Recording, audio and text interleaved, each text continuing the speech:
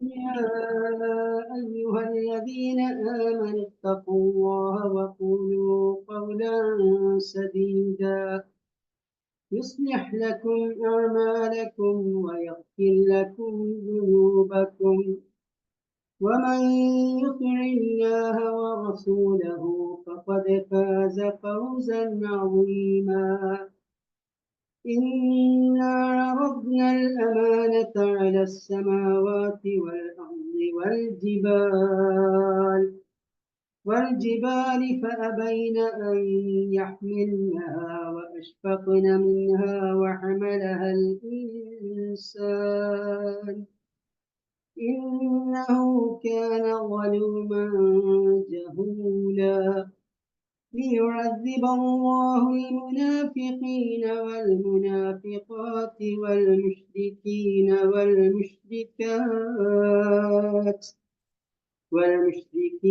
والمشركات ويتوب الله على المؤمنين والمؤمنات وكان الله غفورا رحيما. صدق الله العلي العظيم. വിശുദ്ധ ഖുർആനിലെ സൂറത്തുൽ അഹ്സാബിന്റെ അവസാന ഭാഗത്തുള്ള 70 മുതൽ 73 വരെയുള്ള ആയത്തുകളാണ് ഇവിടെ പാരായണം ചെയ്തത്.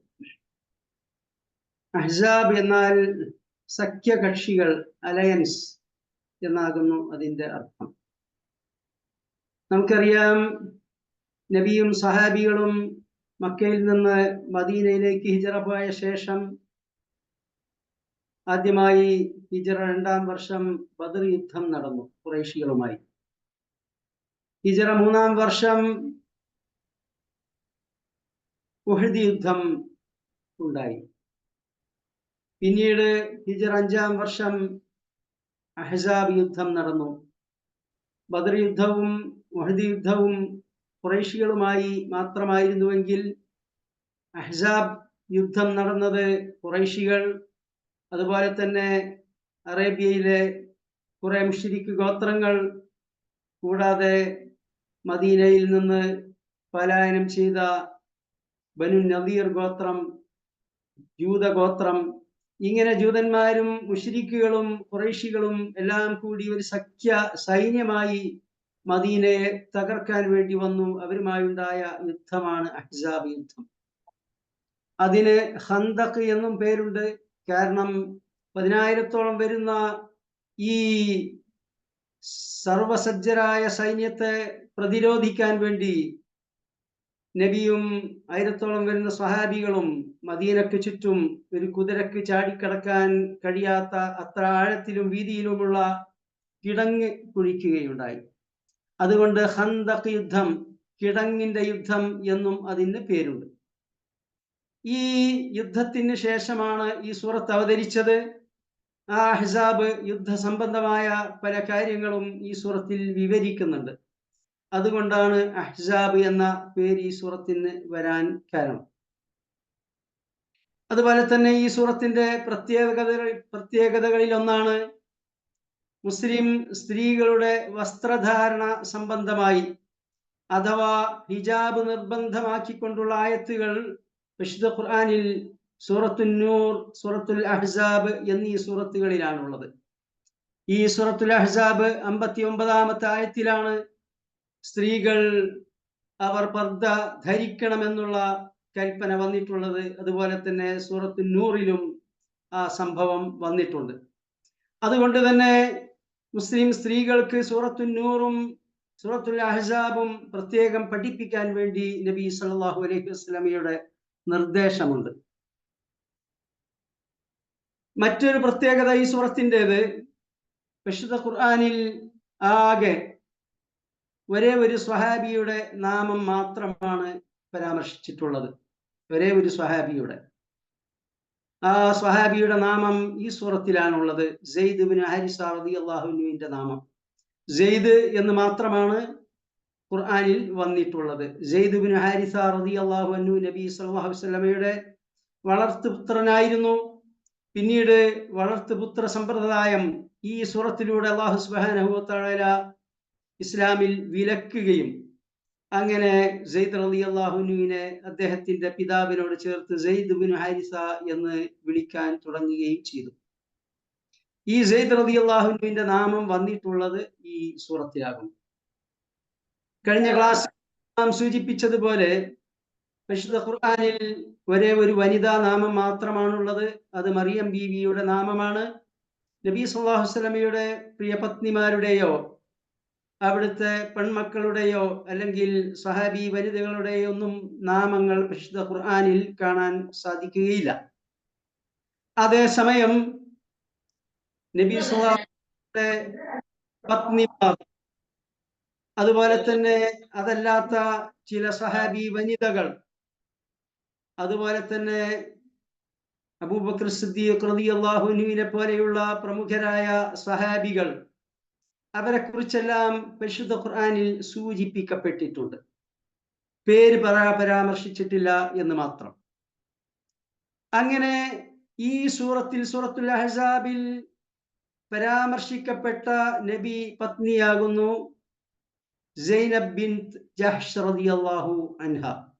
സൈനബ് ബിൻത് ജഹ്ഷ് റളിയല്ലാഹു അൻഹ അവർ നബി സല്ലല്ലാഹു അലൈഹി വസല്ലമയുടെ അമ്മാവിയുടെ മകൾ കൂടിയായിരുന്നു. അവരുടെ വിവാഹ സംബന്ധമായി ഈ സൂറത്തിൽ പരാമർശമുണ്ട്. അവരെ നബി സല്ലല്ലാഹു അലൈഹി വസല്ലം പിന്നീട് വിവാഹം ചെയ്യുകയുണ്ടായി. ഈ സൈനബ് റളിയല്ലാഹു അൻഹയെ അല്ലാഹു തആല നേർക്ക് നേരെ നബിക്ക് വിവാഹം ചെയ്ത് കൊടുക്കുകയാണ് ഉണ്ടായത്. ആ സംഭവം വിവരിക്കുന്നത് ഈ സൂറത്തിലാകുന്നു. നബി സല്ലല്ലാഹു അലൈഹി വസല്ലമയുടെ പത്നിമാരുടെ കൂട്ടത്തിൽ ഒരേ പേരുള്ള രണ്ട് പത്നിമാരാണുള്ളത്. അതിലൊന്ന് സൈനബ് ബിൻത് ജഹ്ഷ് റളിയല്ലാഹു അൻഹയാണ്. മറ്റൊന്ന് സൈനബ് ബിൻത് ഖുസൈമ റളിയല്ലാഹു അൻഹ ആകുന്നു. രണ്ടുപേരുടെയും പേര് സൈനബ് എന്നാകുന്നു റളിയല്ലാഹു അൻഹുമ. ഈ നബി സല്ലല്ലാഹു അലൈഹി വസല്ലമയുടെ പത്നി സൂചിപ്പിക്കപ്പെട്ട സൈനബ് റളിയല്ലാഹു അൻഹ സൂചിപ്പിക്കപ്പെട്ട സൂറത്താകുന്നു ഈ അഹ്സാബ്.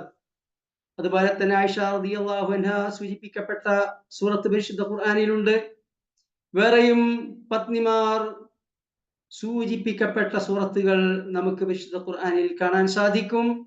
ഓരോ സൂറത്തിന്റെയും തഫ്സീർ അടിസ്ഥാനപ്പെടുത്തിക്കൊണ്ട് നാം ഖുർആൻ പഠിക്കുകയാണെങ്കിൽ ആ സൂറത്തുകൾ പാരായണം ചെയ്ത് കടന്നു പോകുമ്പോൾ നബി സല്ലല്ലാഹു അലൈഹി വസല്ലമയുടെ ഈ പ്രിയ പത്നിമാർ നമ്മുടെ മനോമുഖരത്തിൽ തെളിയുന്നതായി കാണാം. ഇനി ഇവിടെ ഓതിവെച്ച സൂറത്തുൽ അഹ്സാബിലെ അവസാനത്തെ ആയത്തുകളിലേക്ക് പ്രവേശിക്കുകയാണ്. യാ അയ്യുഹല്ലദീന ആമനു, സത്യവിശ്വാസികളെ എന്ന് അഭിസംബോധന ചെയ്തുകൊണ്ട് അല്ലാഹു സുബ്ഹാനഹു വ തആല കൽപ്പിക്കുന്നു. നാം മുമ്പ് ക്ലാസിന്റെ തുടക്കത്തിൽ പറഞ്ഞിരുന്നത് പോലെ ഖുർആനിൽ അല്ലാഹു സുബ്ഹാനഹു വ തആല മനുഷ്യരെ പല രൂപത്തിൽ അഭിസംബോധന ചെയ്യുന്നുണ്ട്. അയ്യുഹന്നാസ്, ജനങ്ങളെ എന്നുണ്ട്. യാ ബനി ആദം, ആദം സന്തതികളെ എന്നുണ്ട്. യാ അയ്യുഹല്ലദീന ആമനു എന്നുണ്ട്, സത്യവിശ്വാസികളെ എന്ന് അഭിസംബോധന ചെയ്യുന്നുണ്ട്. ഈ അഭിസംബോധനകളിൽ യാ അയ്യുഹല്ലദീന ആമനു, സത്യവിശ്വാസികളെ എന്ന അഭിസംബോധന വിളിയാളം കേട്ടുകഴിഞ്ഞാൽ ഉടനെ നാം ജാഗരൂകരാകുക. അല്ലാഹു സുബ്ഹാനഹു വ തആല നാം ചെയ്യേണ്ടതായ ചില കാര്യങ്ങൾ കൽപ്പിക്കാൻ പോകുന്നു. അല്ലെങ്കിൽ നാം ഉപേക്ഷിക്കേണ്ടതായ, നമ്മുടെ ജീവിതത്തിൽ നിന്ന് ഒഴിച്ചു നിർത്തേണ്ടതായ ചില കൽപ്പനകൾ അല്ലാഹു തആല നൽകാൻ പോകുന്നു. അത് സ്വീകരിക്കാനുള്ള മാനസികാവസ്ഥയോട് കൂടിയായിരിക്കണം യാ അയ്യുഹല്ലദീന ആമനു എന്ന ആ സംബോധന നാം കേൾക്കേണ്ടത്. എന്താണ് ഇവിടെ അല്ലാഹു തആല നമ്മെ വിളിച്ചുകൊണ്ട് പറയുന്നത്? ഇത്തഖുല്ലാഹ്, നിങ്ങൾ അല്ലാഹുവിനെ സൂക്ഷിക്കുക, അല്ലാഹുവിനെ തഖ്വ ചെയ്യുക. വഖൂലു ഖൗലൻ സദീദാ, നിങ്ങൾ സത്യമായ, ശരിയായ, വസ്തുനിഷ്ഠമായ കാര്യങ്ങൾ പറയുകയും ചെയ്യുക. തഖ്വ ചെയ്യാൻ കൽപ്പിച്ച ശേഷം ഉടനെ തന്നെ പറയുന്നത് വഖൂലു ഖൗലൻ സദീദാ, നിങ്ങൾ നല്ലതായ, ശരിയായ, വസ്തുനിഷ്ഠമായ ന്യായയുക്തമായ കാര്യങ്ങൾ പറയുക എന്നാണ്. സംസാരം എങ്ങനെയെങ്കിലും എന്തെങ്കിലും ആയാൽ പോരാ. സംസാരിക്കുന്നത് സത്യസന്ധമായിരിക്കണം, വസ്തുനിഷ്ഠമായിരിക്കണം. ആരുടെയെങ്കിലും വികാരം വ്രണപ്പെടുത്തുന്നതും ആരുടെയെങ്കിലും മനസ്സ് വേദനിപ്പിക്കുന്നതുമായ കാര്യങ്ങൾ നാം സംസാരിച്ചുകൂടാ. മറിച്ച് എല്ലാവർക്കും സന്തോഷവും സമാശ്വാസവും സമാധാനവും ലഭിക്കത്തക്ക രൂപത്തിൽ നല്ല നല്ല കാര്യങ്ങളായിരിക്കണം നാം പറയുന്നത്. അബൂ ഹുറൈറ റളിയല്ലാഹു അൻഹു നിവേദനം ചെയ്ത ഒരു ഹദീസിൽ നബി സല്ലല്ലാഹു അലൈഹി വസല്ലം പ്രസ്താവിച്ചു, മൻ കാന യുഅ്മിനു ബില്ലാഹി വൽ യൗമിൽ ആഖിരി ഫലിയഖുൽ ഖൈറൻ ഔ ലിയസ്മുത്. അല്ലാഹുവിലും അന്ത്യദിനത്തിലും വിശ്വസിക്കുന്നവർ, ഒരു മുഅ്മിനായ മനുഷ്യൻ, അവർ ഖൈറായത് പറയട്ടെ, അല്ലെങ്കിൽ നിശബ്ദമായിരിക്കട്ടെ. നല്ലതൊന്നും പറയാനില്ലെങ്കിൽ നിശബ്ദത പാലിക്കുക.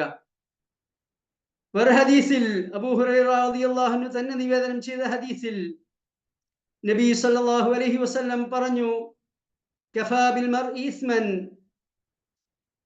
അൻ യുഹ്ദിസ ബികുല്ലി മാ സമിഅ. ഒരാൾക്ക് പാപമായിട്ട് കേൾക്കുന്നതെല്ലാം പറയുക എന്ന സ്വഭാവം തന്നെ മതി. കണ്ടതും കേട്ടതുമെല്ലാം എടുത്തു പറയുക, അതെല്ലാം ഉദ്ധരിക്കുക. ഈ ഒരു സംഗതി മാത്രം മതി ഒരാൾക്ക് പാപമായി അയാൾ ശിക്ഷാർഹനായി തീരാൻ. അതുകൊണ്ട് നാം പലതും കേൾക്കും, പലതും വായിക്കും, പലതും കാണും. കണ്ടതും കേട്ടതും വായിക്കുന്നതുമെല്ലാം പറയാവതല്ല. അതിൽ ശരി മാത്രം തിരഞ്ഞെടുത്തുകൊണ്ട്, സത്യവിശ്വാസികളുടെ ഗുണം അല്ലാഹു തആല പറഞ്ഞു, അല്ലദീന യസ്തമിഊനൽ ഖൗല ഫയത്തബിഊന അഹ്സന. സത്യവിശ്വാസികളായ ആളുകള് കാര്യങ്ങൾ കേൾക്കും, പലയിടത്തുനിന്നും കേൾക്കും, പലതും കേൾക്കും. പക്ഷെ ഫയത്തബിഊന അഹ്സന, അതിൽ ഏറ്റവും നല്ലത് മാത്രമേ അവർ ഫോളോ ചെയ്യുകയുള്ളൂ, നല്ലത് മാത്രമേ അവർ സ്വീകരിക്കുകയുള്ളൂ, അത് മാത്രമേ അവർ ഉദ്ധരിക്കുകയുള്ളൂ, പറയുകയുള്ളൂ. ഈ ഒരു സ്വഭാവം നാം സ്വീകരിക്കേണ്ടതുണ്ട് എന്നാണ് അല്ലാഹു സുബ്ഹാനഹു വ തആല നമ്മെ അഭിസംബോധന ചെയ്തുകൊണ്ട് ഇവിടെ പറയുന്നത്.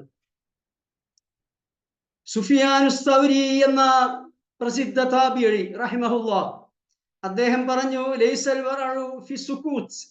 ഒരാൾ മിണ്ടാതെ ഒന്നും സംസാരിക്കാതെ ഇങ്ങനെ ഇരിക്കുക എന്ന് പറയുന്നതല്ല സൂക്ഷ്മത. ലാകിൻ അൻ തതകല്ലമ ഫതുഅതി ലികുല്ലി ദീ ഹഖ്ഖിൻ ഹഖ്ഖഹു. സംസാരിക്കുമ്പോൾ ഓരോരുത്തർക്കും അവരവരുടെ ഹക്ക് കൊടുത്തുകൊണ്ട് സംസാരിക്കണം. ഒരാളുടെയും അവകാശം ഹനിക്കാതെ ഓരോരുത്തരുടെയും ഹക്ക് കൊടുത്തുകൊണ്ട് വേണം സംസാരിക്കാൻ. മൂത്തവരോട് സംസാരിക്കുമ്പോൾ അവരെ ബഹുമാനിച്ചുകൊണ്ട്, ഇളയവരോട് സംസാരിക്കുമ്പോൾ അവരോട് വാത്സല്യം കാണിച്ചുകൊണ്ട്, അതുപോലെ തന്നെ സത്യസന്ധമല്ലാത്ത കാര്യങ്ങൾ ഉൾക്കൊള്ളാത്ത രൂപത്തിൽ സത്യസന്ധമായി ന്യായയുക്തമായത് മാത്രം സംസാരിക്കുക. അതാകുന്നു സൂക്ഷ്മത എന്ന് സുഫിയാനു സൗരി റഹിമഹുല്ലാഹ് പറയുന്നു. ഒരിക്കൽ അബൂ മൂസൽ അശ്അരി റളിയല്ലാഹു അൻഹു നബി സല്ലല്ലാഹു അലൈഹി വസല്ലമയോട് ചോദിച്ചു, യാ റസൂലല്ലാഹ് അയ്യുൽ മുസ്ലിമീന അഫ്ളൽ. അല്ലാഹുവിന്റെ ദൂതരെ, മുസ്ലിങ്ങളിൽ ഏറ്റവും ശ്രേഷ്ഠരായവർ ആരാകുന്നു? ഖാൽ, നബി സല്ലല്ലാഹു അലൈഹി വസല്ലം പ്രത്യുത്തരം ചെയ്തു, മൻ സലിമൽ മുസ്ലിമൂന മിൻ ലിസാനിഹി വയദിഹി. മുസ്ലിങ്ങളിൽ ശ്രേഷ്ഠർ അവരുടെ നാക്കിൽ നിന്നും അവരുടെ കയ്യിൽ നിന്നും, അഥവാ അവരിൽ നിന്നുള്ള ഉപദ്രവത്തിൽ നിന്ന് മറ്റു മുസ്ലിങ്ങൾ എല്ലാവരും രക്ഷപ്പെട്ടിരിക്കുന്നു. അഥവാ ആരെയും വാക്കുകൊണ്ടോ നോക്കുകൊണ്ടോ ഒന്നും ഉപദ്രവിക്കാത്ത, വിഷമിപ്പിക്കാത്ത, ഒരു മുസ്ലിങ്ങളുടെയും വികാരം വ്രണപ്പെടുത്താതെ സംസാരിക്കുന്നവരാകുന്നു മുസ്ലിങ്ങളിൽ ഏറ്റവും ശ്രേഷ്ഠർ. നബി സല്ലല്ലാഹു അലൈഹി വസല്ലം പറയുകയാണ്. ഒരു കവി പാടുകയുണ്ടായി, ഇഹ്ഫൽ ലിസാനക അയ്യുഹൽ ഇൻസാനു ലാ യൽദഗന്നക ഇന്നഹു സുഅബാനു കം ഫിൽ മഖാബിരി മിൻ ഖതീലി ലിസാനിഹി كانت تخاف لقاءه الشجعان. മനുഷ്യ, നിന്റെ നാക്കിനെ നീ സൂക്ഷിക്കുക. ലാ യൽദഗന്നക ഇന്നഹു സുഅബാനു, അതൊരു ഉഗ്രവിഷമുള്ള സർപ്പമാകുന്നു, അതിന്റെ വിഷമെങ്ങാനും നിന്നെ തീണ്ടരുത്. ചില വാക്കുകൾ, ചില നാക്കുകൾ, അത് ശ്രോതാക്കളിൽ, അത് കേൾക്കുന്നവരിൽ ഒരു ഉഗ്ര സർപ്പത്തിന്റെ വിഷത്തെക്കാൾ വലിയ ആഘാതമുണ്ടാക്കി തീർക്കും. അതുകൊണ്ട് നിന്റെ നാവ് നീ സൂക്ഷിക്കുക, അത് ഉഗ്രവിഷമുള്ള ഒരു സർപ്പം പോലെയാകുന്നു. കം ഫിൽ മഖാബിരി മിൻ ഖതീലി ലിസാനിഹി, എത്ര ആളുകളാണ് മഖ്ബറയിൽ കിടക്കുന്നത്, നാക്കിന്റെ കാരണത്താലാണ് അവർ കൊല്ലപ്പെട്ടത്. പല കൊലപാതകങ്ങളും നേർക്കുനേരെ കൊലപാതകത്തിൽ എത്തുകയല്ല ചെയ്യുക. നാക്കിന്റെ മിസ്യൂസ്, ദുരുപയോഗം മുഖേന ഉണ്ടായിത്തീരുന്ന പ്രശ്നങ്ങൾ, അങ്ങനെ ഉണ്ടായിത്തീരുന്ന സംഘട്ടനങ്ങൾ, അതവസാനം കൊലപാതകത്തിൽ ചെന്ന് അവസാനിക്കുന്നു. കം ഫിൽ മഖാബിരി മിൻ ഖതീലി ലിസാനിഹി, എത്ര മഖ്ബറകളിൽ മറപെട്ട് കിടക്കുന്നവരാണ് നാക്കിന്റെ കാരണത്താൽ കൊല്ലപ്പെട്ടിട്ടുള്ളത്. ഇന്നും ഇന്നലെയും മിനിയാന്നുമുള്ള പത്രങ്ങളിൽ നാം നോക്കിക്കഴിഞ്ഞാൽ നമുക്ക് ഇതിന് ഉദാഹരണങ്ങൾ കാണാൻ സാധിക്കും.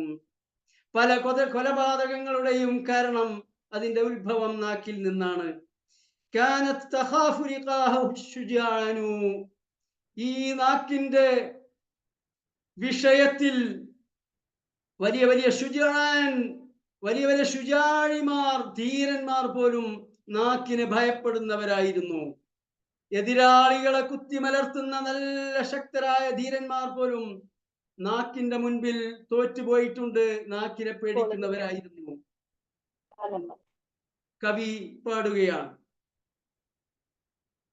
അബൂ സഈദ് അൽ ഖുദരി റളിയല്ലാഹു അൻഹു നിവേദനം ചെയ്ത ഒരു ഹദീസിൽ നബി സല്ലല്ലാഹു അലൈഹി വസല്ലം പറയുന്നു, ഓരോ പ്രഭാതത്തിലും ശരീരത്തിലെ ഓരോ അവയവങ്ങളും, എല്ലാ അവയവങ്ങളും, മനുഷ്യന്റെ ശരീരത്തിലെ എല്ലാ അവയവങ്ങളും പ്രഭാതമാകുമ്പോൾ നാക്കിനോട് പറയും, ഇത്തഖില്ലാഹ ഫീനാ ഫഇന്നമാ നഹ്നു ബിക്, ഞങ്ങളുടെ കാര്യത്തിൽ നീ അല്ലാഹുവിനെ പേടിക്കണം, കാരണം നിനക്കനുസരിച്ചാണ് ഞങ്ങളുടെ കാര്യം. ഫഇൻ ഇസ്തഖംത ഇസ്തഖംനാ, നീ നേരെ ചൊവ്വെ നിൽക്കുകയാണെങ്കിൽ, നീ നല്ലത് സംസാരിക്കുകയാണെങ്കിൽ, നീ അരുതാത്തതൊന്നും പറയുന്നില്ലെങ്കിൽ ഞങ്ങൾ നന്നായി നിലകൊള്ളും, അഥവാ ഞങ്ങൾ രക്ഷപ്പെടും. വഇൻ അഅവജ്ത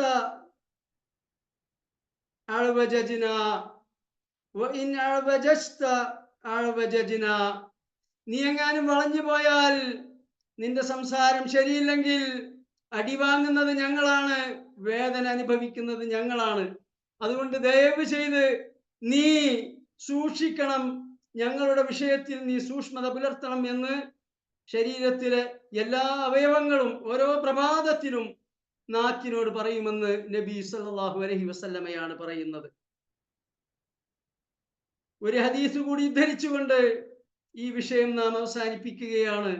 അനേകം ഹദീസുകളും ആയത്തുകളുമാണ് നാക്കിന്റെ ഉപയോഗത്തെ കുറിച്ച് വന്നിട്ടുള്ളത്.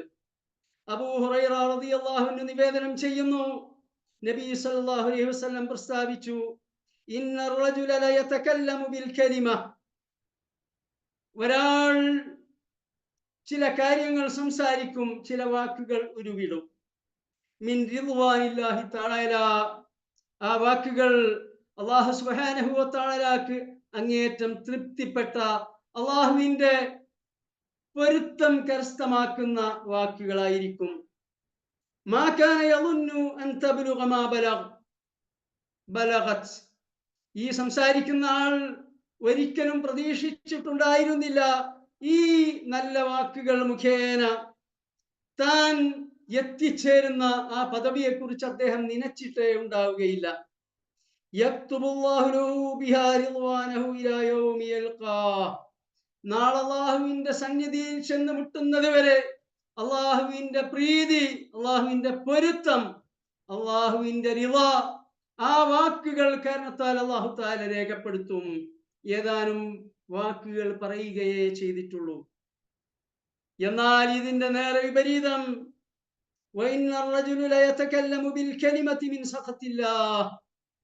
ഒരാൾ തന്റെ നാക്കുകൾ കൊണ്ട് ചില വാക്കുകൾ പറയും. ബിൽ കലിമ ഏകവചനമാണ് ഉപയോഗിച്ചത്. ഒരു വാക്ക് എന്നാണ് പറഞ്ഞത്, കുറെ വാക്കുകളല്ല. ഒരു വാക്ക് അയാൾ പറയും. മിൻ സഖത്തില്ലാ, പക്ഷെ അത് അള്ളാഹുവിന്റെ ക്രോധം, അള്ളാഹുവിന്റെ രോഷം, അള്ളാഹുവിന്റെ കോപം ക്ഷണിച്ചു വരുത്തുന്ന വാക്കായിരിക്കും. മാ കാന യظുന്നു അൻ തബ്ലുഗ മാ ബലഗത്. ആ വാക്ക് മുഖേന താൻ എത്തിച്ചേരുന്ന പാതാളത്തെക്കുറിച്ച്, അധോഗതിയെക്കുറിച്ച് അയാൾ ഒരിക്കലും ഓർത്തിട്ടുണ്ടാവുകയില്ല. യക്തുബുല്ലാഹു ലഹു ബിഹാ സഖതഹു ഇലാ യൗമി യൽഖാഹ്. അള്ളാഹുവിനെ കണ്ടുമുട്ടുന്നത് വരെ അള്ളാഹുവിന്റെ ക്രോധം, അള്ളാഹുവിന്റെ രോഷം, സഹത്ത് അവന് രേഖപ്പെടുത്തും. അപ്പോൾ ഈ ഭാഗത്തെ ആദ്യത്തെ ആയത്തിൽ അല്ലാഹു തആല പറഞ്ഞ സത്യവിശ്വാസികളെ, നിങ്ങൾ അള്ളാഹുവിനെ സൂക്ഷിക്കുക, നല്ല വാക്കുകൾ പറയുക, നല്ല സംസാരം നിങ്ങളിൽ നിന്നുണ്ടാകുക, നീതിപൂർവവും വസ്തുനിഷ്ഠവുമായ കാര്യങ്ങൾ മാത്രമേ നിങ്ങൾ സംസാരിക്കാവൂ.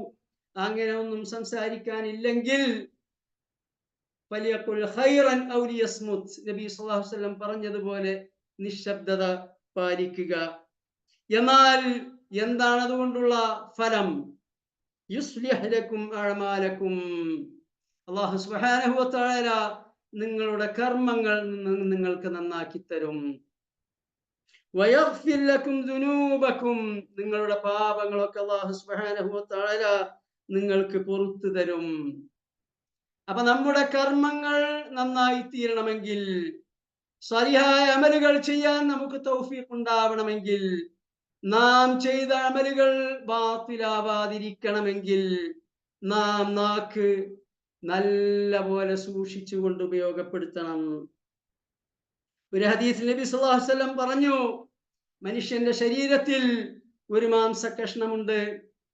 അത് നന്നായാൽ ശരീരം മുഴുവൻ നന്നായി, അത് കേടുവന്നാൽ ശരീരം മുഴുവൻ കേടുവന്നു. എന്നിട്ട് നബി സല്ലല്ലാഹു അലൈഹി വസല്ലം പറഞ്ഞു, അലാ വഹിയൽ ഖൽബ്, അതാകുന്നു ഹൃദയം. ഹൃദയം നന്നാവണം, ഹൃദയത്തിലാണ് തഖ്വ. വേറെ ഹദീസിൽ നബി സല്ലല്ലാഹു അലൈഹി വസല്ലം പറഞ്ഞു, അത്തഖ്വ ഹാഹുന, അത്തഖ്വ ഹാഹുന, അത്തഖ്വ ഹാഹുന.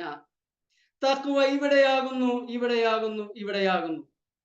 ഹൃദയത്തിൽ അള്ളാഹുവിനെ കുറിച്ചുള്ള പേടിയും ഭയഭക്തിയും ഉണ്ടെങ്കിൽ നമ്മുടെ സംസാരം നന്നായി തീരും, നമ്മുടെ പ്രവൃത്തികൾ നന്നായി തീരും. അബൂ ഹുറൈറ റളിയല്ലാഹു അൻഹു ഒരിക്കൽ പ്രസ്താവിച്ചു, അൽ ഖൽബു മലിക്കുൻ, ഹൃദയം എന്നാൽ മനുഷ്യ ശരീരത്തിലെ രാജാവാകുന്നു, രാജാവ്. വൽ അഅ്ദാഉ ജുനൂദുഹു, ശരീരത്തിലുള്ള മറ്റവയവങ്ങളെല്ലാം, നാക്ക്, മൂക്ക്, കണ്ണ്, കൈകാലുകൾ എല്ലാം ഹൃദയമെന്ന ഈ രാജാവിന്റെ സൈന്യമാകുന്നു, സൈന്യം. ഫഇദാ ത്വാബൽ മലികു ത്വാബത് ജുനൂദുഹു, മലിക് രാജാവ് നന്നായി തീർന്നാൽ, രാജാവ് വിശിഷ്ടനാണെങ്കിൽ, ഉത്കൃഷ്ടനാണെങ്കിൽ, ത്വാബത് ജുനൂദുഹു, ആ രാജാവിന്റെ സൈന്യങ്ങൾ എല്ലാവരും വിശിഷ്ടരായിരിക്കും. വഇദാ ഖബുസൽ മലിക്, എന്നാൽ ഈ ഹൃദയമാകുന്ന രാജാവ് കേടുവന്നാൽ, അത് മോശമാണെങ്കിൽ, അത് പാപപങ്കിലമാണെങ്കിൽ, അത് മലിനമാണെങ്കിൽ, ഖബുസത് ജുനൂദുഹു, ആ ഹൃദയമാകുന്ന രാജാവിന്റെ സൈന്യമാകുന്ന അവയവങ്ങൾ എല്ലാവരും കേടായിത്തീരും. അപ്പോൾ നമ്മുടെ ഹൃദയം നാം നന്നാക്കി തീർക്കുക. ഹൃദയത്തിൽ അള്ളാഹുവിനെ കുറിച്ചുള്ള ഈമാനും തഖ്വയും നാം നിറയ്ക്കുക. എന്നാൽ ആ ഹൃദയത്തിന്റെ ആദ്യത്തെ ബഹിസ്ഫുരണമാകുന്നു നാക്കിലൂടെ വരിക, പിന്നീട് മറ്റ് അവയവങ്ങളിലൂടെ അത് ബഹിർഗമിക്കുക. അതുകൊണ്ട് നാം ഒന്നാമതായി നമ്മുടെ ഹൃദയം നന്നാക്കി തീർക്കുക. നബി സല്ലല്ലാഹു അലൈഹി വസല്ലം പറഞ്ഞില്ലേ, ഇന്നല്ലാഹ ലാ യൻദുറു ഇലാ അജ്സാമിക്കും വലാ ഇലാ സുവരിക്കും വലാകിൻ യൻദുറു ഇലാ ഖുലൂബിക്കും വ അഅമാലിക്കും. അല്ലാഹു സുബ്ഹാനഹു വ തആല നിങ്ങളുടെ ആകൃതിയിലേക്കോ പ്രകൃതിയിലേക്കോ നോക്കുന്നില്ല, മറിച്ച് അല്ലാഹു സുബ്ഹാനഹു വ തആല നിങ്ങളുടെ ഹൃദയത്തിലേക്കും നിങ്ങളുടെ പ്രവൃത്തികളിലേക്കുമാണ് നോക്കുക. അപ്പോൾ നമ്മുടെ ഹൃദയം നന്നായി തീർന്നാൽ നമ്മുടെ കർമ്മങ്ങൾ നന്നായി തീരും.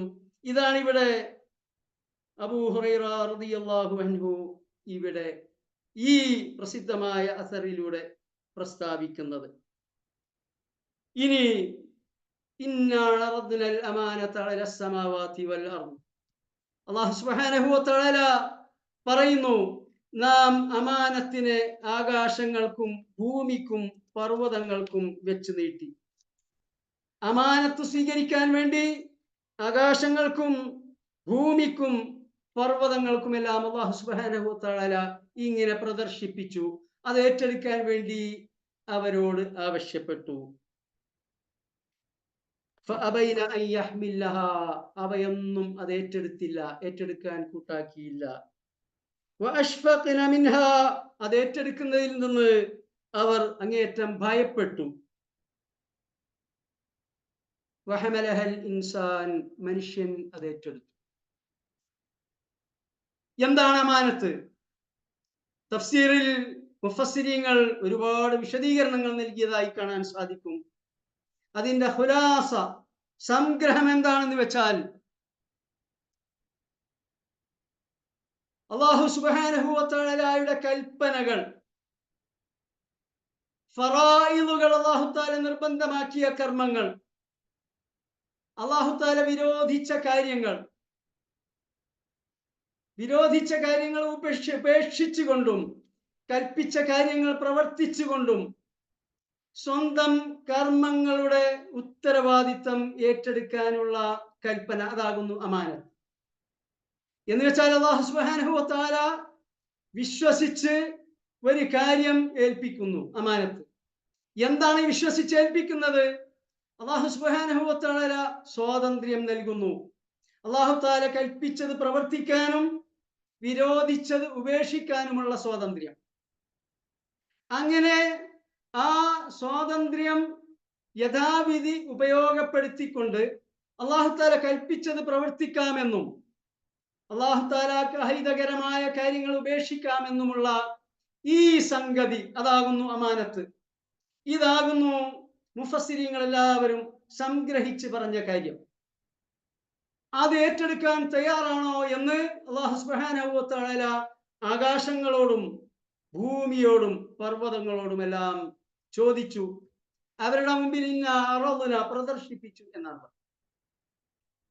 ഫഅബൈന അൻ യഹ്മിലഹാ, അവയൊന്നും അത് ഏറ്റെടുക്കാൻ കൂട്ടാക്കിയില്ല. വഅഷ്ഫഖ്ന മിൻഹാ, അത് ഏറ്റെടുക്കുന്നതിൽ അവർ ഭയപ്പെട്ടു. ആ ഉത്തരവാദിത്തം ഏറ്റെടുക്കുന്നതിൽ അവർക്ക് അങ്ങേയറ്റത്തെ ഭയമുണ്ടായി. ഇത് കേൾക്കുമ്പോൾ നമുക്ക് തോന്നും, ആകാശങ്ങൾ, ഭൂമി, പർവ്വതങ്ങൾ എല്ലാം അചേതനമായ സൃഷ്ടികളല്ലയോ?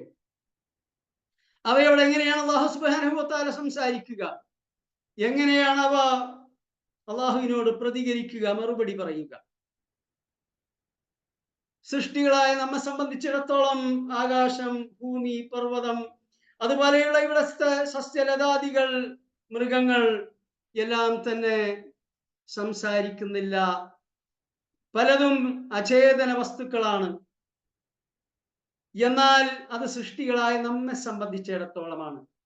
അവയെ സൃഷ്ടിച്ച് പരിപാലിക്കുന്ന അല്ലാഹു സുബ്ഹാനഹു വ തആലയെ സംബന്ധിച്ചിടത്തോളം അല്ലാഹുവിനും അവക്കുമിടയിൽ സംവേദനക്ഷമതയുണ്ട്. അല്ലാഹുവും അല്ലാഹുവിന്റെ സൃഷ്ടികളും തമ്മിൽ പരസ്പരം അങ്ങോട്ടും ഇങ്ങോട്ടും ആശയവിനിമയം നടത്തുന്നു. അത് നമുക്ക് മനസ്സിലാകുകയില്ല. ഇമാം ഇബ്നു കസീർ ഏറ്റവും പൗരാണികവും പ്രാമാണികവുമായ തഫ്സീറുകളിൽ ഒന്നാകുന്നു തഫ്സീർ ഇബ്നു കസീർ. ഈ ഇബ്നു കസീർ അവലംബിച്ചുകൊണ്ടാണ് നാം ഈ ദർസുകൾ എടുത്തുകൊണ്ടിരിക്കാറുള്ളത്. മുക്കാലും ഇബ്നു കസീർ അവലംബിച്ചുകൊണ്ടാണ്. സൂറത്തുൽ ഹശ്റിന്റെ അവസാന ഭാഗത്ത് ഒരു ആയത്ത് വിശദീകരിച്ചുകൊണ്ട് അവിടെ ഇമാം ഇബ്നു കസീർ ഒരു ഹദീസ് ഉദ്ധരിച്ചിട്ടുണ്ട്. എന്താണ് ആ ഹദീസ്? നബി സല്ലല്ലാഹു അലൈഹി വസല്ലം മദീനയിലെ റൗള ഷരീഫിൽ സഹാബ കിറാമിനെ അഭിസംബോധന ചെയ്തുകൊണ്ട് ഖുത്ബ നിർവഹിച്ചിരുന്നത് ഒരു ഈത്തപ്പന മട്ടലിൽ കയറി നിന്നുകൊണ്ടാണ്, ഒരു ഈത്തപ്പന തടിയിൽ കയറി നിന്നുകൊണ്ടാണ്. അങ്ങനെ ആ തടിയിൽ കയറി നിന്ന് ഖുത്ബ നിർവഹിക്കുമ്പോൾ നബി സല്ലല്ലാഹു അലൈഹി വസല്ലം ഒന്നുകിൽ ഒരു വാൾ, കാരണം അറബികളുടെ സന്തത സഹചാരിയായിരുന്നു ഒരു വാൾ, അല്ലെങ്കിൽ ഒരു വടി ഇങ്ങനെ കുത്തിപ്പിടിക്കുമായിരുന്നു. കാരണം ഈ തപ്പനയുടെ ഒരു തടിയിലാണ് നിൽക്കുന്നത്. അപ്പൊ അതുകൊണ്ട് തന്നെ ഒരു ഊന്ന് നബി സല്ലല്ലാഹു അലൈഹി വസല്ലം ഉപയോഗപ്പെടുത്തുമായിരുന്നു, ഒന്നുകിൽ വടി അല്ലെങ്കിൽ വാൾ. അത് അനുകരിച്ചുകൊണ്ടാണ് നമ്മുടെ നാട്ടിലൊക്കെയുള്ള പരമ്പരാഗത മുസ്ലിങ്ങളുടെ പള്ളികളിൽ ജുമാഅക്ക് ഖതീബമാർ ഖുത്ബ നിർവഹിക്കുമ്പോൾ ഒരു വടി അല്ലെങ്കിൽ ഒരു വാള് ഇങ്ങനെ പിടിച്ചുകൊണ്ടാണ് ഖുത്ബ നിർവഹിക്കുക. അതിനെക്കുറിച്ച് പരിഹസിക്കുന്നവരുണ്ട്, പരിഹസിച്ചത് വായിച്ചിട്ടുണ്ട്, കേൾക്കാറുണ്ട്. പക്ഷേ നബി സല്ലല്ലാഹു അലൈഹി വസല്ലം അന്ന് മട്ടലിലാണ് ഖുത്ബ നിർവഹിച്ചത്. അതുകൊണ്ടൊരു വടി ആവശ്യമായിരുന്നു, വാൾ ആവശ്യമായിരുന്നു. ഇപ്പോഴെന്താണ് അതിന്റെ കാര്യം എന്നൊക്കെ ചോദിച്ചാണ് പരിഹസിക്കുക. ഇവിടെ സാന്ദർഭികമായി നാം ചില കാര്യങ്ങൾ മനസ്സിലാക്കേണ്ടതുണ്ട്. അബ്ദുല്ലാഹി ഇബ്നു ഉമർ റളിയല്ലാഹു അൻഹു പ്രസിദ്ധനായ സ്വഹാബിയാണ്. ഖുലഫാഉർ റാഷിദീങ്ങൾക്ക് ശേഷം അദ്ദേഹം ഖിലാഫത്ത് ഏറ്റെടുക്കാൻ തയ്യാറല്ലാത്തത് കൊണ്ടാണ് ഖലീഫയായി തിരഞ്ഞെടുക്കപ്പെടാതിരുന്നത് എന്ന് ചരിത്രകാരന്മാർ എഴുതിയിട്ടുണ്ട്. ഏറ്റെടുക്കാൻ തയ്യാറായില്ല. അത്ര പ്രമുഖനായ സ്വഹാബിയായിരുന്നു അദ്ദേഹം. ഒരിക്കൽ മദീനയിലൂടെ ഇങ്ങനെ നടന്നു പോയിക്കൊണ്ടിരിക്കുമ്പോൾ പിന്നാലെ വേറെയും സഹാബികൾ പലരുമുണ്ട്. അദ്ദേഹം എവിടെ തിരിയുന്നോ അവിടെയൊക്കെ സഹാബികളും താബികളും ഒരുമിച്ച് കൂടും അദ്ദേഹത്തിൽ നിന്ന് അമൂല്യമായ വിജ്ഞാനം കരസ്ഥമാക്കാൻ. ഒരിടത്തൂടെ നടക്കുമ്പോൾ അദ്ദേഹം ഒന്നിങ്ങനെ കുനിഞ്ഞിട്ട് 2 അടി നടന്നിട്ട് എഴുന്നേറ്റു. അങ്ങനെ നടന്നു. അപ്പൊ കൂടെയുള്ളവർ ചോദിച്ചു, എന്താണ് താങ്കൾ അവിടെ ഇങ്ങനെ ഒന്ന് കുനിഞ്ഞ് നടന്നത്? അപ്പോൾ അബ്ദുല്ലാഹി ഇബ്നു ഉമർ റളിയല്ലാഹു അൻഹു ഈ കൂടെയുള്ളവരോട് പറഞ്ഞു, ഞാനൊരിക്കൽ നബി സല്ലല്ലാഹു അലൈഹി വസല്ലമയുടെ കൂടെ നടക്കുമ്പോൾ ഇവിടെ ഒരു വൃക്ഷമുണ്ടായിരുന്നു, ഒരു വൃക്ഷത്തിന്റെ കൊമ്പുണ്ടായിരുന്നു. ആ കൊമ്പിൽ തട്ടാതിരിക്കാൻ വേണ്ടി നബി സല്ലല്ലാഹു അലൈഹി വസല്ലം ഒന്നിങ്ങനെ കുനിഞ്ഞിട്ടാണ് നടന്നത്. അതുകൊണ്ടാണ് ഞാൻ ഇവിടെ വന്നപ്പോൾ കുനിഞ്ഞത്. ഈ കാലഘട്ടത്തിലെങ്ങാനും ആ മഹാനായ സ്വഹാബി ജീവിച്ചിരുന്നുവെങ്കിൽ ഇന്ന് ഈ പരിഹസിക്കുന്നവർ ആ മഹാനായ സ്വഹാബിയെ എങ്ങനെയായിരുന്നു പരിഹസിക്കുക എന്ന് ഓർത്തു നോക്കുക. നബി സല്ലല്ലാഹു അലൈഹി വസല്ലമയുടെ ഓരോ ചലനങ്ങളും ഓരോ കരചരണങ്ങളും ഒപ്പിയെടുത്തുകൊണ്ടാണ് സ്വഹാബ കിറാം ജീവിച്ചത്. അവർ അതിൽ കണിശത പുലർത്തിയത് കൊണ്ടാണ് 14 നൂറ്റാണ്ടുകൾക്ക് ശേഷം ഇന്നും അല്ലാഹു സുബ്ഹാനഹു വ തആല നൽകിയ ഈ സന്ദേശം, നബിയുടെ സുന്നത്ത് ഇന്നും ഫോളോ ചെയ്യാൻ ആഗ്രഹിക്കുന്നവർക്ക് അത് ഫോളോ ചെയ്യാൻ സാധിക്കുന്ന രൂപത്തിൽ സുരക്ഷിതമായി നമ്മുടെ കൈകളിൽ എത്തിയിട്ടുണ്ട് എന്ന് നാം ചിന്തിക്കേണ്ടതുണ്ട്. പരിഹാസകന്മാർ പരിഹസിക്കട്ടെ. നബി സല്ലല്ലാഹു അലൈഹി വസല്ലം ഒരു കാര്യം ചെയ്തിട്ടുണ്ടെങ്കിൽ അത് സുന്നത്താണ്. അത് മട്ടലിൽ നിന്നത് കൊണ്ടാണെങ്കിൽ അങ്ങനെ ആയിക്കൊള്ളട്ടെ. പക്ഷെ അതിനെ പരിഹസിക്കരുത്. അത് ഉപേക്ഷിക്കുന്നവർക്ക് ഉപേക്ഷിക്കാൻ നിർബന്ധമായ കാര്യമൊന്നുമല്ല. പക്ഷെ ചുരുങ്ങിയത് പരിഹസിക്കാതിരിക്കാനുള്ള മാന്യതയെങ്കിലും കാണിക്കണം എന്ന് സാന്ദർഭികമായി ഇവിടെ പറയുകയാണ്. ആ മട്ടലിൽ കയറിയിട്ടാണ് നബി സല്ലല്ലാഹു അലൈഹി വസല്ലം ഖുത്ബ നിർവഹിച്ചിരുന്നത്. അങ്ങനെ ബനൂ സായിദ ഗോത്രക്കാർ നബി സല്ലല്ലാഹു അലൈഹി വസല്ലമയെ സമീപിച്ചുകൊണ്ട് നബിയോട് ബോധിപ്പിച്ചു, നബിയെ, താങ്കൾക്ക് ഖുത്ബ നിർവഹിക്കാൻ ഞങ്ങൾ ഒരു നല്ല മിമ്പർ ഉണ്ടാക്കി തരട്ടെയോ? നബി സല്ലല്ലാഹു അലൈഹി വസല്ലം സമ്മതിച്ചു. അവർ ഒരു മിമ്പർ പണി കഴിപ്പിച്ചു. ഹജ്ജിനും ഉംറക്കും ഒക്കെ പോയി മദീന സന്ദർശിച്ചവർക്ക് അവിടെ 2 മിമ്പറുകൾ ഇന്ന് റൗള ഷരീഫിൽ കാണാൻ സാധിക്കും. ഒന്ന് നബി സല്ലല്ലാഹു അലൈഹി വസല്ലമയുടെ മിഹ്റാബ്, നബി സല്ലല്ലാഹു അലൈഹി വസല്ലം നമസ്കരിച്ചിരുന്ന മിഹ്റാബ്. മറ്റൊന്ന് ഉസ്മാൻ ഇബ്നു അഫ്ഫാൻ റളിയല്ലാഹു അൻഹുവിന്റെ കാലത്ത് ഉപയോഗപ്പെടുത്തിയിരുന്ന, ഇപ്പോഴും ഖുതുബ നിർവഹിച്ചു കൊണ്ടിരിക്കുന്ന മിഹ്റാബ്, അതുപോലെ തന്നെ നമസ്കരിക്കാൻ ഇമാമത്ത് നിൽക്കുന്ന മിമ്പർ.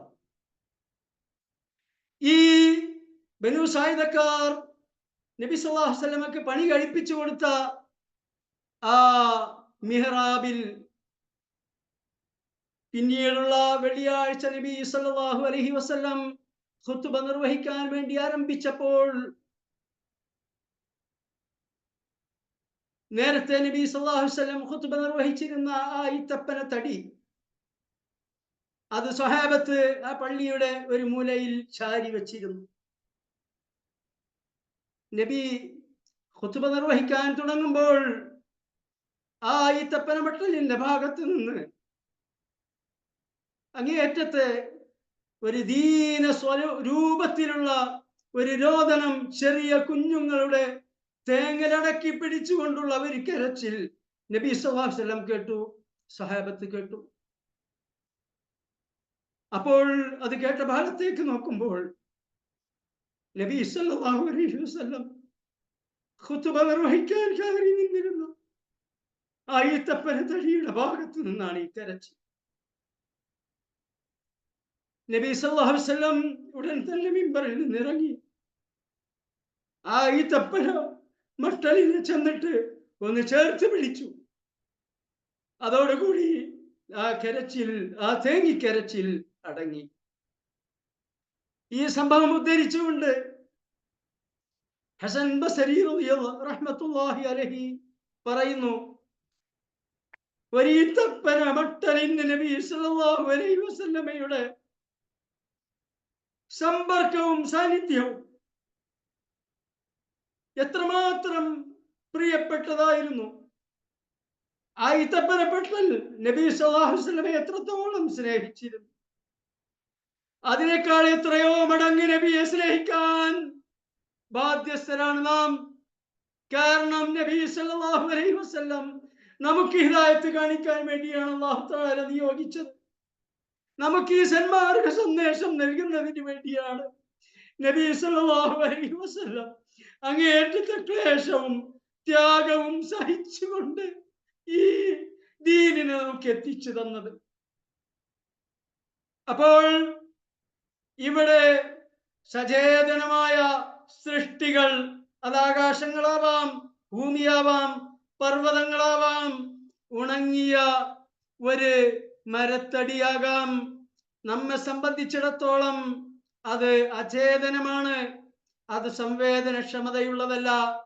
പക്ഷേ അവയെ സൃഷ്ടിച്ച അല്ലാഹു സുബ്ഹാനഹു വ തആലയെ സംബന്ധിച്ചിടത്തോളം അല്ലാഹു തആല അവരുമായി സംസാരിക്കുന്നു, സംവദിക്കുന്നു. അല്ലാഹുവിനോട് അവർ ഉത്തരം പറയുന്നു. അപ്പോൾ ഈ പർവ്വതങ്ങളും ഭൂമിയും ആകാശങ്ങളും അല്ലാഹു സുബ്ഹാനഹു വ തആലയോട് പറഞ്ഞു, ഞങ്ങൾക്കത് സ്വീകരിക്കാൻ നിർവാഹമില്ല, ഞങ്ങൾ ഭയപ്പെടുന്നു. ഞങ്ങൾ ഇപ്പോഴുള്ള അവസ്ഥയിൽ നിന്റെ കൽപ്പനകൾ ശിരസ വഹിച്ചുകൊണ്ട് അത് തിരസ്കരിക്കാനും ധിക്കരിക്കാനും കഴിവില്ലാത്ത സൃഷ്ടികളായി തന്നെ നിലകൊള്ളാം. പിന്നീട് അല്ലാഹു സുബ്ഹാനഹു വ തആല ആദം നബി അലൈഹിസ്സലാമിനോട് ചോദിച്ചു. ഈ അമാനത്ത് ഏറ്റെടുക്കാൻ വേണ്ടി ആദം നബി അലൈഹിസ്സലാമിനോട് അല്ലാഹു തആല ആവശ്യപ്പെട്ടു. ആദം നബി അലൈഹിസ്സലാം അല്ലാഹുവിനോട് തിരിച്ചു ചോദിച്ചു, അല്ലാഹുവേ, ഞാൻ അത് ഏറ്റെടുത്തു കഴിഞ്ഞാൽ എന്താണ് അതിന്റെ പരിണതി? അല്ലാഹു തആല പറഞ്ഞു, നീ അത് ഏറ്റെടുത്ത് യഥാവിധി ആ അമാനത്ത് പരിപാലിക്കുകയാണെങ്കിൽ, അഥവാ ഞാൻ കൽപ്പിച്ചത് പ്രവർത്തിക്കുകയും വിരോധിച്ചത് ഉപേക്ഷിക്കുകയും ചെയ്തുകൊണ്ട് ജീവിക്കുകയാണെങ്കിൽ, നിനക്ക് നാളെ പാരത്രിക ലോകത്ത് സ്വർഗം ലഭിക്കും, എന്റെ പ്രീതി ഉണ്ടാകും എന്ന് അല്ലാഹു സുബ്ഹാനഹു വ തആല പറഞ്ഞു. എന്നാൽ അത് തിരസ്കരിച്ചുകൊണ്ട് അമാനത്തിൽ വീഴ്ച വരുത്തിക്കൊണ്ട് ജീവിക്കുകയാണെങ്കിൽ എന്റെ കടുത്ത ശിക്ഷ ഏറ്റുവാങ്ങേണ്ടി വരും. നാളെ നരകമായിരിക്കും സങ്കേതം. ഇത് കേട്ടപ്പോൾ ആദം നബി അലൈഹിസ്സലാം അത് ഏറ്റെടുത്തു, അത് ശിരസാവഹിച്ചു, അത് ശിരസാവഹിക്കാൻ തയ്യാറായി. അതിനെക്കുറിച്ചാണ് ഇവിടെ പറഞ്ഞത്. ആകാശങ്ങളും ഭൂമിയും പർവ്വതങ്ങളുമെല്ലാം ഈ അമാനത്ത് ഏറ്റെടുക്കാൻ കൂട്ടാക്കിയില്ല, അവ ഭയപ്പെട്ട് പിൻവാങ്ങി. വഹമലഹൽ ഇൻസാൻ, എന്നാൽ മനുഷ്യൻ അത് ഏറ്റുവാങ്ങി, അത് ഏറ്റെടുത്തു. ഇതേറ്റെടുത്തപ്പോൾ അല്ലാഹു സുബ്ഹാനഹു വ തആല ആദം നബി അലൈഹിസ്സലാമിന് ചില സമാശ്വാസ വചനങ്ങൾ നൽകി. ആ ആദം നബി അലൈഹിസ്സലാമിന് നൽകിയ ആ വചനങ്ങൾ, ആ ആശ്വാസ വചനങ്ങൾ നമുക്ക് കൂടിയുള്ളതാണ് എന്ന് നാം മനസ്സിലാക്കുക. അല്ലാഹു തആല പറഞ്ഞു, ഇൻ തഹമ്മൽത ഹാദാ ഫസഉഈനുക, നീ ഈ ഉത്തരവാദിത്തം ഏറ്റെടുത്തിരിക്കയാൽ ആ ഉത്തരവാദിത്ത നിർവഹണത്തിന് നിനക്ക് ഞാൻ സഹായം നൽകും. എങ്ങനെയാണത്? അജ്അലു ലിബസരിക ഹിജാബൻ, നിന്റെ കണ്ണുകൾക്ക് ഞാൻ ഒരു ഹിജാബ് നൽകും.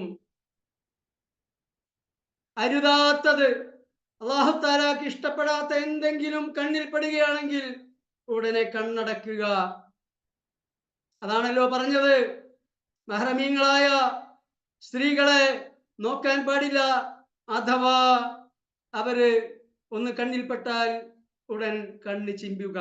ഇത് നേരെ തിരിച്ച് സ്ത്രീകൾക്കും ബാധകമാണ്. അപ്പോൾ നിനക്ക് ഞാൻ കണ്ണുകൾക്ക് ഹിജാബ് നൽകും. ആ ഹിജാബ് ഉപയോഗപ്പെടുത്തിക്കൊണ്ട് നീ അരുതാത്തത് കാണാതെ സൂക്ഷിക്കുക.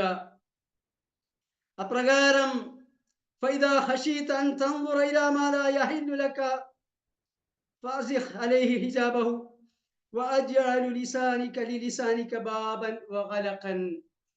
അപ്രകാരം തന്നെ ഏറ്റവും കൂടുതൽ തെറ്റുകുറ്റങ്ങൾ സംഭവിക്കുക, അഥവാ മനുഷ്യരിൽ അധികവും അള്ളാഹുവിന്റെ ശിക്ഷക്ക് പാത്രമാകുന്ന, ശാപകോപങ്ങൾക്ക് പാത്രമായിക്കൊണ്ട് നരക ശിക്ഷക്ക് വിധേയമായി തീരുക മനുഷ്യന്റെ നാക്ക് മുഖേനയാണ്. ആ നാക്കിന് വഅജ്അലു ലിലിസാനിക ബാബൻ, നിന്റെ നാക്കിന് ഞാൻ ഒരു വാതായനം, ഒരു വാതില് തരും. വഗലഖൻ, അതടക്കാനുള്ള വാതിൽ പൊളികളും നിനക്ക് ഞാൻ തരും. വായടിലെ തുറക്കാം, അതടക്കുകയും ചെയ്യാം. ഫൈദാ ഖശീത ഫഅഗ്ലിഖ് ഫഅഗ്ലിഖ്, നാക്ക് കൊണ്ട് എന്തെങ്കിലും അരുതാത്തത് പറഞ്ഞു പോകും എന്ന് ഭയപ്പെടുമ്പോൾ നീ ഒരു കാര്യം ചെയ്യ്. നബി സല്ലല്ലാഹു അലൈഹി വസല്ലം പറഞ്ഞ ഹദീസ് നാം കേട്ടല്ലോ, ഫലിയസ്മുത്, നിശബ്ദത പാലിക്കുക. ആ വാതിലുകൾ അല്ലാഹു തആല നൽകിയത് അങ്ങ് അടച്ചു വെക്കുക. വഅജ്അലു ലിഫർജിക ലിബാസൻ, മൂന്നാമതായി മനുഷ്യൻ അല്ലാഹുവിന്റെ ശിക്ഷക്ക് പാത്രമാകാൻ ഏറ്റവും കൂടുതൽ സാധ്യതയുള്ളത് മനുഷ്യന്റെ സ്വകാര്യ സ്ഥലങ്ങളാണ്, അവന്റെ ജനനേന്ദ്രിയങ്ങളാണ്, അവന്റെ ഗുഹ്യസ്ഥാനമാണ്. വഅജ്അലു ലിഫർജിക ലിബാസൻ, നിന്റെ നഗ്നത മറക്കാൻ നിനക്ക് നാം വസ്ത്രം നൽകും. ഫലാ തക്ഷിഫുഹു ഇല്ലാ അലാ മാ അഹ്ലൽതു ലക്, ആ വസ്ത്രം മുഖേന നീ നിന്റെ നഗ്നത മറക്കുക, മറക്കേണ്ട വിധം മറക്കുക. നിനക്ക് ഞാൻ അനുവദനീയമാക്കി തന്ന വിഷയങ്ങളിലല്ലാതെ നീ നിന്റെ നഗ്നത വെളിപ്പെടുത്താതിരിക്കുക. ഇങ്ങനെ നിന്നെ നാം ഏൽപ്പിച്ചിട്ടുള്ള ഈ അമാനത്ത് യഥാവിധി നിർവഹിക്കാൻ ആവശ്യമായ സഹായങ്ങൾ ഞാൻ നിനക്ക് നൽകും എന്ന് അല്ലാഹു സുബ്ഹാനഹു വ തആല പറഞ്ഞു. ഈ പറഞ്ഞ സംഗതികളെല്ലാം ഇവിടെ നമ്മുടെ കയ്യിൽ ഇപ്പോഴുമുണ്ട്. ഇതെല്ലാം ഉപയോഗപ്പെടുത്തിക്കൊണ്ട് നാം അല്ലാഹു തആല കൽപ്പിച്ചത് പ്രവർത്തിക്കുകയും വിരോധിച്ചത് ഉപേക്ഷിച്ചുകൊണ്ട് ജീവിക്കുകയും ചെയ്യുക. എന്നാൽ നാം ഈ അമാനത്ത് യഥാവിധി ഉപയോഗപ്പെടുത്തിക്കൊണ്ട് അള്ളാഹുവിന്റെ പൊരുത്തവും പാരത്രിക വിജയവും ആയിത്തീരും. ഇവിടെ സാന്ദർഭികമായ ഒരു കാര്യം കൂടി പറയാൻ ഞാൻ ആഗ്രഹിക്കുകയാണ്. നമുക്കറിയാം, പരിശുദ്ധ ഖുർആൻ പാരായണം ചെയ്യുന്ന പലരും പറയുന്ന ഒരു സംഗതിയുണ്ട്. വിമർശകന്മാരാണ് അധിക പങ്കും അത് പറയുക. ഇനി വിമർശകന്മാരല്ലാത്ത നമ്മൾ മുസ്ലിങ്ങൾ തന്നെ ഒരു പക്ഷേ ഖുർആൻ അതിന്റെ ആശയസഹിതം അതിന്റെ പരിഭാഷയൊക്കെ വായിക്കുമ്പോൾ നമുക്ക് ഒരു തോന്നലുണ്ടാവാറുണ്ട്, പുറത്തേക്ക് പറഞ്ഞില്ലെങ്കിലും. കാരണം ഖുർആനിൽ ഒരായത്തിൽ ഒരു കാര്യം പറയും, അതിനുശേഷം അതുമായി പ്രത്യക്ഷത്തിൽ ഒരു ബന്ധവുമില്ലാത്ത കാര്യമാണ് പറയുക. പിന്നീട് ഏതാനും ആയത്തുകൾ വേറെ ചില കാര്യങ്ങളാണ് പറയുക. പിന്നീട് ആദ്യം പറഞ്ഞത് പിന്നെ ആവർത്തിക്കുന്നതായി കാണാം. ഇങ്ങനെ പരസ്പര ബന്ധിതമല്ലാത്ത ഒരു സംഗതിയാണ്, ഒരു രൂപത്തിലാണ് ഈ ഖുർആൻ ഉള്ളത് എന്ന് വിമർശകന്മാർ എല്ലായ്പ്പോഴും അവരുടെ ഗ്രന്ഥങ്ങളിലും ലേഖനങ്ങളിലും പ്രസംഗങ്ങളിലും ഉന്നയിക്കാറുണ്ട്, ആക്ഷേപിക്കാറുണ്ട്. നാം ഒരുപക്ഷെ പുറത്തേക്ക് പറഞ്ഞില്ലെങ്കിലും നമുക്ക് അങ്ങനെ തോന്നാറുണ്ട്. നാം മനുഷ്യരചനകൾ വായിച്ച് ഒരു രാജ്യത്തിന്റെ ചരിത്രമോ ഒരു വ്യക്തിയുടെ ചരിത്രമൊക്കെ പറയുമ്പോൾ ഇന്നാലിന്ന കാലത്ത് ഒരു രാജ്യമുണ്ടായിരുന്നു, അതിന്റെ പേരിന്നതായിരുന്നു, അവിടെ ഇന്ന രാജാവായിരുന്നു, ഇന്ന വർഷത്തിലായിരുന്നു, ഇതൊക്കെയാണ് നാം വായിക്കുകയും കേൾക്കുകയൊക്കെ ചെയ്തിട്ടുള്ളത്. ആ പരിചയം വെച്ചുകൊണ്ടാണ് നാം പരിശുദ്ധ ഖുർആനിനെ വിലയിരുത്തുന്നത്. എന്നാൽ പരിശുദ്ധ ഖുർആൻ അല്ലാഹു സുബ്ഹാനഹു വ തആലയുടെ കലാമാണ്. ഇവിടെ നോക്കുക, ആദ്യം സത്യവിശ്വാസികളെ വിളിച്ചുകൊണ്ട് അള്ളാഹുവിനെ തഖ്വ ചെയ്യുക, ശരിയായത് മാത്രം പറയുക എന്ന് പറഞ്ഞു. പിന്നീട് ഇവിടെ കടന്നത് ഈ അമാനത്ത് ഏറ്റെടുക്കാൻ വേണ്ടി ആവശ്യപ്പെടുന്ന വിഷയത്തിലേക്കാണ്. പ്രത്യക്ഷത്തിൽ നാം കരുതും എന്താണ് ആ പറഞ്ഞതും ഈ പറഞ്ഞതും തമ്മിലുള്ള ബന്ധം. ഇപ്പൊ ഇവിടെ എത്തിയ ശേഷം ആലോചിച്ചു നോക്കുക. അല്ലാഹു തആല തഖ്വ ചെയ്യാൻ പറഞ്ഞു, നാക്കിനെ യഥാവിധി ഉപയോഗിക്കാൻ പറഞ്ഞു. പിന്നെ പറയുന്നത് ജീവിതം ഒരു അമാനത്താണ്, ജീവിതം ഒരു പരീക്ഷണമാണ്. അല്ലാഹു തആല കൽപ്പിച്ചത് പ്രവർത്തിക്കുകയും വിരോധിച്ചത് ഉപേക്ഷിക്കുകയും ചെയ്യുന്നുണ്ടോ?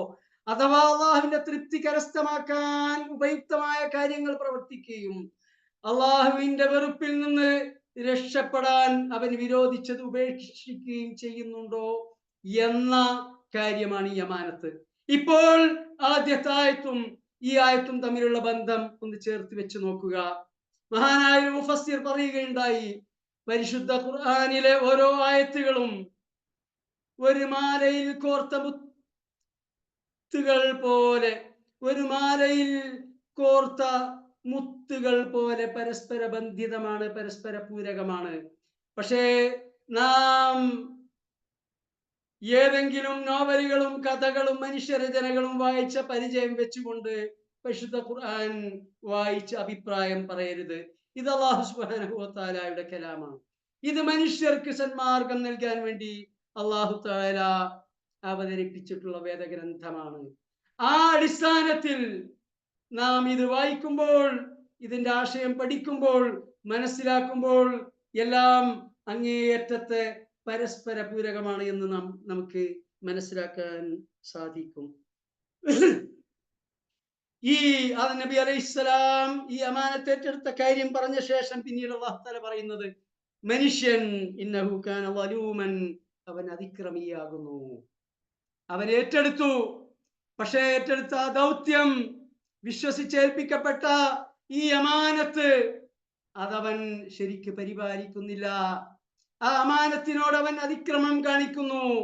അല്ലാഹു തആല ഫർളാക്കിയ കാര്യങ്ങൾ പ്രവർത്തിക്കാൻ അവൻ കൂട്ടാക്കുന്നില്ല.